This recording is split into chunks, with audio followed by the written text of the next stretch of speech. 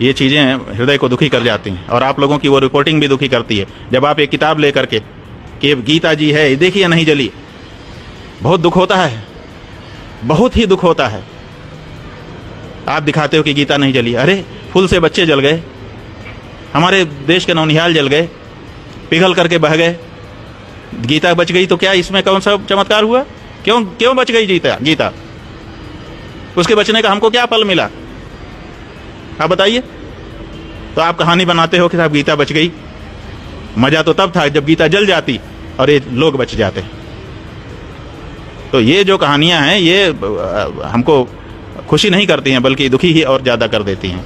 जहाँ पर मानव जीवन की हानि हुई है और वो भी बड़ी संख्या में हुई है और बड़ी भीषण तरीके से हुई है, दुर्दांत तरीके से हुई है, मन को व्यथित कर देने वाले तरीके से हुई है।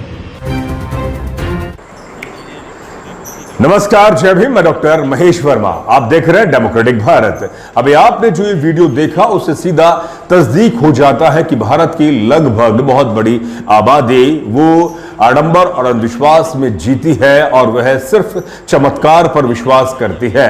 अहमदाबाद प्लेन क्रैश के हुआ और उसके बाद में जब खोज पड़ताल की गई, कौन लोग बचा है, किसके और साथ ही क्या सामान बचा है, जब मीडिया कर्मी वहां पहुंचते हैं तो एक किताब है जो हिंदू धर्म की गीता वो मिलती है। और कॉर्पोरेट मीडिया में काम करने वाली एक पत्रकार जिसे हम नाम से जानते हैं मुक्ता सिंह, वो कहते हैं कि देखिए गीता जी बच गई। और उसके साथ में तस्दीक करते हैं वहां पर काम करने वाले एक दो तीन व्यक्ति, देखिए कितनी बड़ी ताकत है, गीता जी बच गई। उन्हें शर्म में डूब के मर जाना चाहिए। जहां 300 से ज्यादा लोगों की मौत हो गई, जहां बच्चे जलकर भुन गए, नौनिहाल देश के लोग मर गए और हजारों लाखों करोड़ रुपए का नुकसान हो गया और एक बहुत बड़ी देश के जो राष्ट्र को निर्माण कर सकते हैं वो लोग मर गए, विदेशी लोग मर गए, जलकर भुन गए। वो कहते हैं कि गीता जी यानी कि ये पुस्तक, धार्मिक पुस्तक बच गई।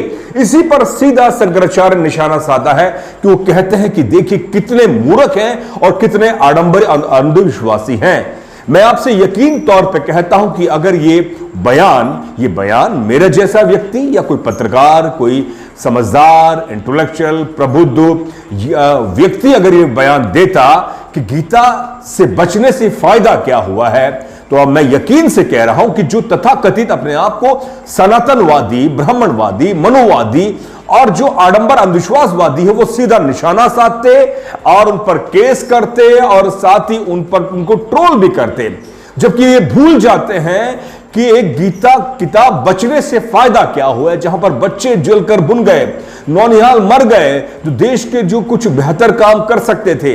अभी तक उस प्लेन हादसा, अहमदाबाद प्लेन हादसा की सही मायने में उसकी पड़ताल नहीं हो पाई है कि वो किस वजह से प्लेन क्रैश हुआ, कैसे लाखों करोड़ अरबों रुपए का नुकसान हुआ। और आप समझे कि और ये लोग कहते हैं कि गीता जी बच गई, और वहीं शंकराचार्य सीधे निशाना साधते हुए कहते हैं कि होता ये कि गीता जी जल जाती, किताब भी पुस्तक जल जाती और बच्चे वो लोग बच जाते। समझे, निर्मम तरीके से, भीषण तरीके से, दुर्दांत तरीके से लोग मरे, भून गए, उनकी पड़ताल नहीं हो पा रही है, उनका जांच नहीं हो पा रहे, उनके परिचित जो परिजन है वो पहचान नहीं पा रहे कि कौन मेरा बेटा है, कौन मेरी बेटी है, कौन बाप है, कौन अपने रिश्ते नातों को वो नहीं पहचान पा रहे। आप समझे, विजय रूपाणी मुख्यमंत्री पूर्व गुजरात के, उनकी लाश जब मिली है बिल्कुल भुनी हुई, आप समझिए पहचान नहीं पाए परिचित, वो तो डीएनए टेस्ट यानी कि साइंटिफिक जो टेस्ट है उसके आधार पर पहचान पाए।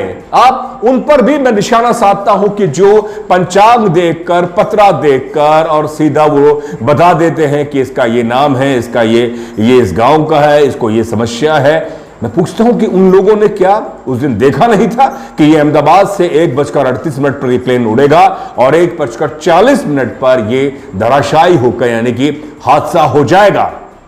आप समझे कि हम इतने मूर्ख हैं, अभी तक अपने आप को इस मूर्खतावाद से निकल नहीं पाए हैं। कोरोना का दौर आपको याद होगा, कोरोना का वो दौर याद होगा जहां पर हजारों की संख्या में देश में लोगों की जान चले गई, उन्हें मेडिकल सुविधाएं सही समय पर नहीं मिल पाई।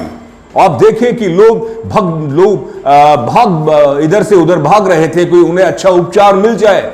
और उस समय देश के हजारों जो मंदिर है, शिवालय है और जो अन्य धर्म के तमाम जो आस्था स्थल हैं, उन पर ताले लगे हुए थे। अगर खुला हुआ था तो चिकित्सालय, अस्पताल और काम कर रहे थे तो चिकित्सक कर्मी और उनके साथ सेवा कर रहे थे वो लोग जो लाशों को अपने हाथों से उठा रहे थे। अब समझे कि कब हम समझेंगे और कब हम अपने वैज्ञानिक टेम्परामेंट को और ज्यादा दुरुस्त करेंगे। और हमारे बड़े बड़े नेता, बड़े बड़े बाबा जिस लोग हैं, वो आज भी चमत्कार में जी रहे हैं कि शुक्र है कि गीता जी बच गई। वो एक पुस्तक है, उस पुस्तक पे आपने जो लिखा है वो बच गई, तो उससे फायदा क्या हुआ?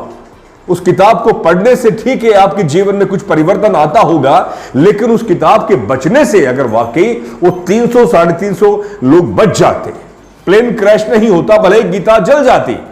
यही निशाना शंकराचार्य ने उठाया है। मैं फिर कह रहा हूं आपसे, मैं फिर कह रहा हूं, यह निशाना अगर कोई गैर हिंदू उठा देता या मेरे जैसा पत्रकार, प्रबुद्ध जन जो लोग हैं, इंटेलेक्चुअल है, समझदार है, तार्किक है, उठाते, तो ये तथाकथित वनवादी, तथाकथित सनातनवादी, तथाकथित जो भी अपने आप को आडंबर अंधविश्वासी, जो चमत्कार पर विश्वास करते हैं और आज भी पंचांग और जो कोल कपोल धारणाओं में विश्वास करते, वो आप पर निशाना साधते। इस पूरे वीडियो को देखकर आपको क्या एहसास होता है, क्या सोचते हैं, आपके अंदर क्या समझ पैदा होती है, जरूर लिखकर भेजें। और आप इस वीडियो को भी देखें कि ये मंदिर में अपने इष्ट देव का दर्शन करने के लिए इतनी भीड़ में लोग खड़े हैं। मैं और शब्द क्या कहूं कि जब भगदड़ होती है तो अखबारों में, मीडिया में खबर आती है कि फला मंदिर में लोग दर्शन करने गए और हजारों की संख्या में, सैकड़ों की संख्या में लोग मर गए, जिनमें बच्चे, बूढ़े, जवान, महिलाएं, बच्चे कुचल कर मर गए। इन्हें अभी भी समझ नहीं आ रहा, तो मैं सोच सकता हूं कि इनको कोई और नहीं समझा सकता है। साथियों, इस विषय पर आपकी राय क्या है, जरूर लिखकर भेजिए, क्योंकि आपकी राय से हम और ज्यादा बेहतर तार्किक, वैज्ञानिक विषयों पर आपको वीडियो दिखाते और बनाते रहेंगे, जिससे कि आप लोगों को और हम भी लोगों को जागरूक करते रहें। और साथ ही आपसे निवेदन है कि डेमोक्रेटिक भारत को आप आर्थिक सहयोग करते हैं तो हम और बेहतर पत्रकारिता करने के लिए प्रयास करते रहेंगे। दीजिए इजाजत, बहुत बहुत शुक्रिया। जय भीम, जय भारत, जय संविधान।